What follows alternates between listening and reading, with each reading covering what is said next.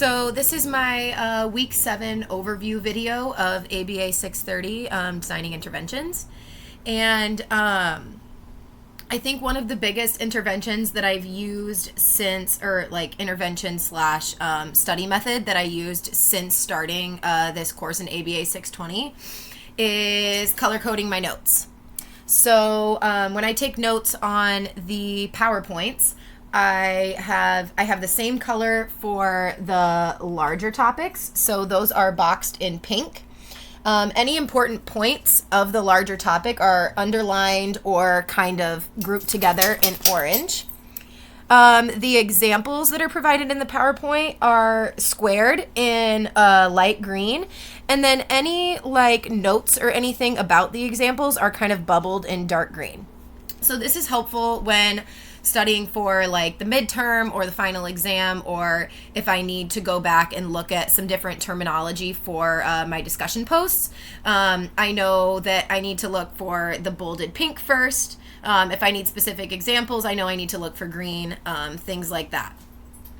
When studying my SAF meds, my studying strategy for that is, so at the beginning of each deck, I go through the deck in its entirety before I even look at the definitions so that I can sort out which terms I'm already familiar with versus which terms I'm not familiar with. So I separate them into a correct pile and an incorrect pile. After the very first time that I go through them, I go through the incorrect pile again and again and again and again until all of the terms that are in the incorrect pile are in the correct pile. After that, I go through the deck again, and I go through it as many times as needed to where I can correctly identify all of the terms on the first time through the deck. So this usually takes me about an hour. Sometimes less. It depends on the deck size, and it depends on like my previous knowledge of the terminology. When I run my SAF Meds time trials, I run 10 timed trials per day for the acquisition deck and 10 time trials per day for the mastery deck. And then for my mastery deck, I accumulate every single SAF Meds card that I've ever used since ABA 620 so that I can keep up on some of the previous terminology as well. That way I'm more prepared for the BCBA exam when that time comes, and I don't have to necessarily like go back and refresh on those older terms because I'm going through them every single week. I record the data right away.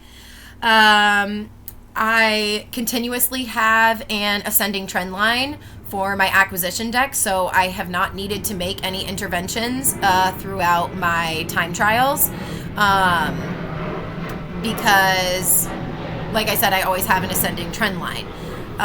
So I've never needed to make any major interventions or change my study methods at all. And then, so the effectiveness of my results, the effectiveness of my intervention. So the effectiveness of my intervention is successful because I always have that ascending trend line. The majority of the time, by like the second or third week of the deck, I am able to complete every term, every definition in the deck within the 30-second time trial. And even if I'm not able to complete every single card, I'm at a really high level in the aim goal zone. I'm either at 30 or right below 30, depending on the number of cards in the deck.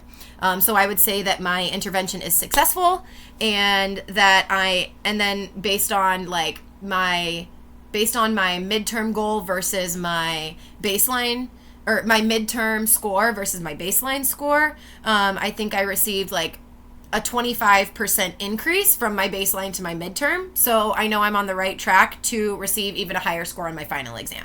So I would say that my interventions are successful.